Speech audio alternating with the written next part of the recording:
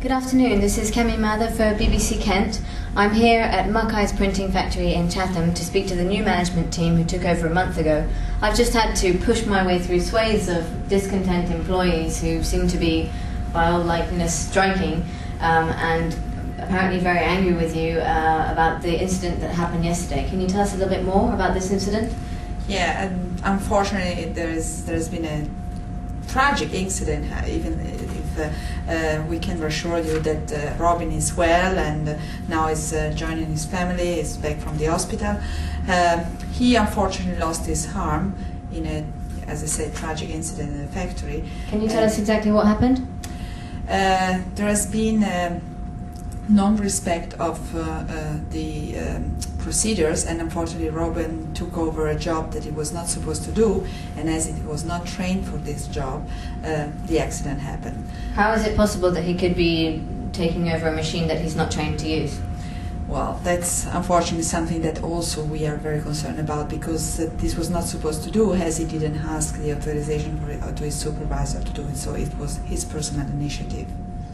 You mean that he somehow chose to put him in a situation where he might lose his arm? No, I just said that he was he perhaps unaware of the danger that he might have been in? No, he was aware, because there are information all over the plant about the danger of each machine and the fact that the operator should not change their position without asking the supervisor, without being trained on a specific machine. Unfortunately, we are all human beings, and sometimes... So how did this happen? How did he get to be on this machine that he wasn't trained to use? He offered himself to replace a colleague which had to leave the factory without notice and without informing the supervisor as well. And do you have a policy for replacing employees when they leave their machinery? Yes, of course, but we need that the employee go to the supervisor and not leave the company without information. Was there a supervisor in place when the incident happened? Yes, yes, it was. And what was his name? I don't know the whole name of the company supervisor, but the production manager is here, and he can answer to you if you want.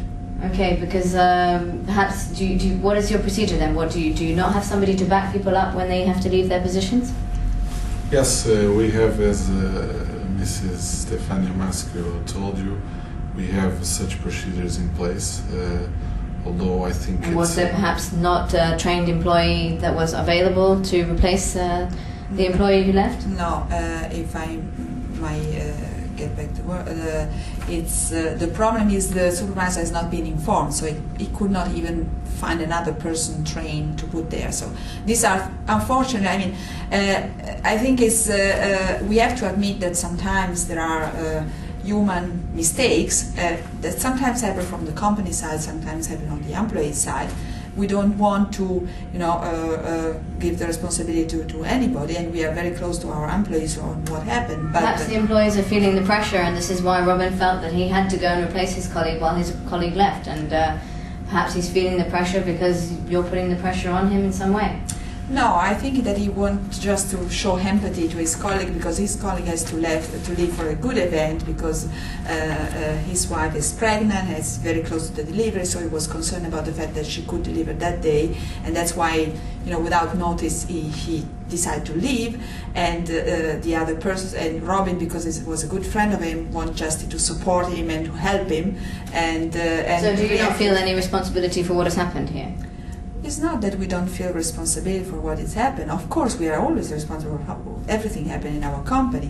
What we want to say that is equally important that also the employee understand that respect of rules is key for them, their safety also.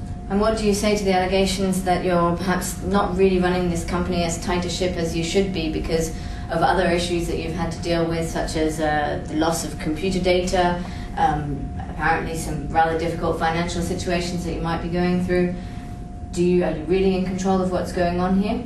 You might be aware that we took over the management of the company since only a few days. That means in the beginning of 1st of January 2001. So we're working very hard, me and my team, to get all the information about the company, to try to find solution for the urgent problem.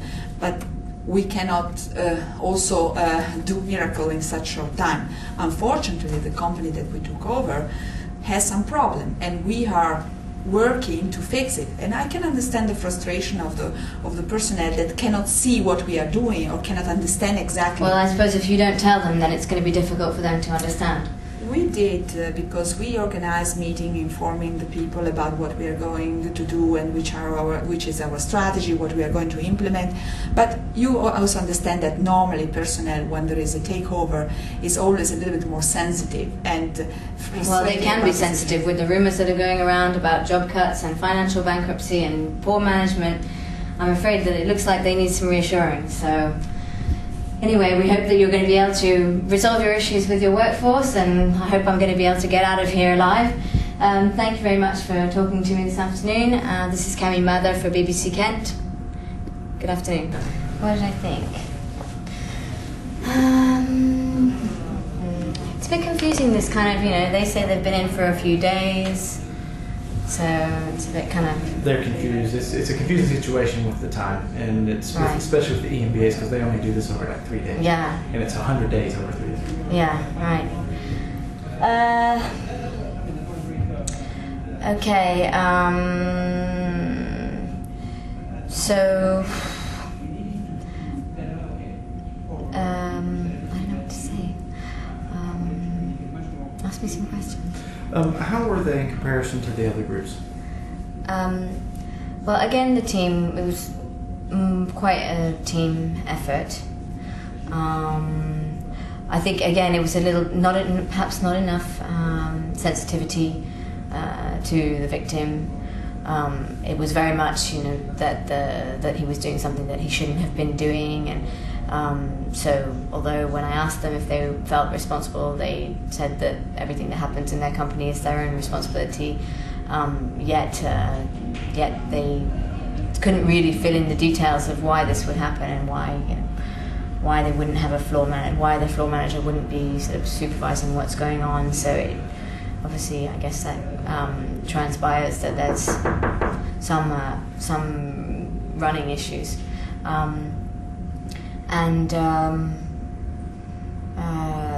Defensive, I suppose, a little bit defensive, but not aggressive, and not clear on the accusations of mismanagement or layoffs and so on. So, not very clear, I guess. Not quite as much information as the other groups, maybe.